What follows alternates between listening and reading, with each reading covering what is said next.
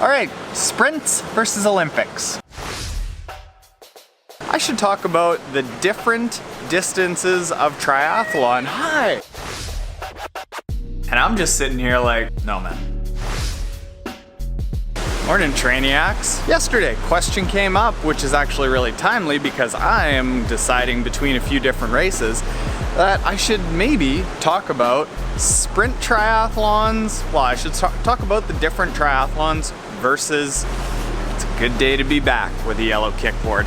I should talk about the different distances of triathlon. Hi! Okay, third try. The different distances of triathlon. Today, sprint versus Olympic. Deal? Deal. Just like that, 1,100 meters, done. But you know what? It's not the quantity of meters that you put out, it's the quality. And that was some quality meters. I mean, I was energetic out there. I was energetic. I was angelic. Just spry, filled with enthusiasm and energy. It's good. Forget everything I said earlier this week about being well recovered from the 37K swim on Sunday. I'm not. All right, sprints versus Olympics. Okay, so the differences between sprint and Olympic are not as big as, say, Olympic and half Ironman, or half Ironman and full Ironman. Sprint and Olympic, you can train for one and still do well at the other because the differences in time, distance, it's not so huge, but there are some small, subtle differences that will help you be a better triathlete in those distances if you know them going in. So number one, distance, obviously.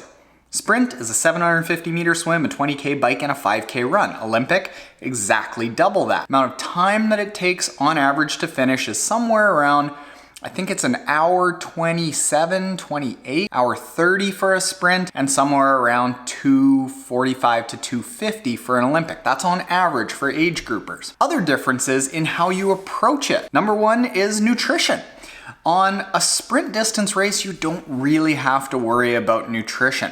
Because it's only lasting anywhere from, say, an hour to an hour and 40 minutes, you can get away with, basically just in my case, all I take on the bike is about that much in my bottle because I'm not gonna drink that much more than that over the course of the bike, and then I might take a mouthful of water on the run. In the case of an Olympic, because you are going well past that glycogen store that's easily accessible, that happens within an hour and 30, hour and 40 minutes, you do need to worry about nutrition. So you might be taking a full bottle of electrolytes on the bike and one little gel or chew or bar that happens on the bike, and then stopping at a couple aid stations for that Gatorade on the run. Speed-wise, the speed that you're going to be doing both races is fairly similar. It's pretty close to breakneck speed in both races.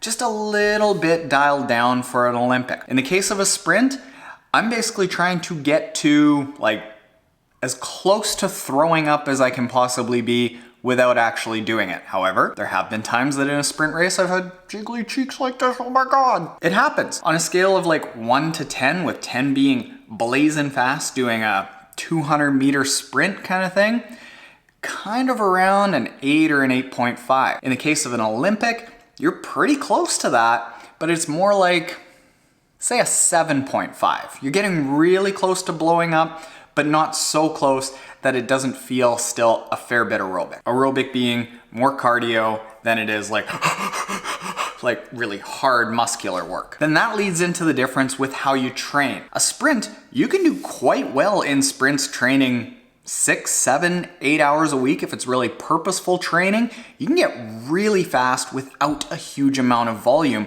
because you're focused on one sole, key, important, solitary, individual skill set, and that's going as fast as you possibly can in as little amount of time as you possibly can. An Olympic, however, you're focused on two things. You're focused on speed and endurance. That's why the amount of training required to maintain that speed over an Olympic distance requires a fair bit of more training. I'm articulate today. So to do well in an Olympic distance race, you're often doing over distances. You're doing 70, 80, 90K bikes. You're doing 15 to 20K runs. You're doing 3,500 meter swims because you want to build that base of endurance and cardiovascular fitness. In a sprint, you don't have to worry about that. So sprints, I was getting away with probably 7 to 10 hour weeks and getting all the way down to a 107 sprint. In an Olympic, I did a 214 Olympic,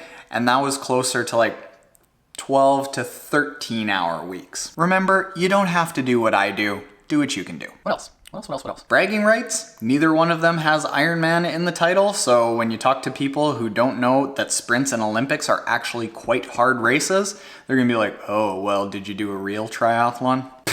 Whatevs. As far as difficulty goes, I always recommend that people do as difficult, i.e. as long a race as they can possibly do while still feeling in control of that race. So I've mentioned quite a few times before that I started bouncing back and forth between sprints and Olympics. I would just blow up in a bunch of Olympics.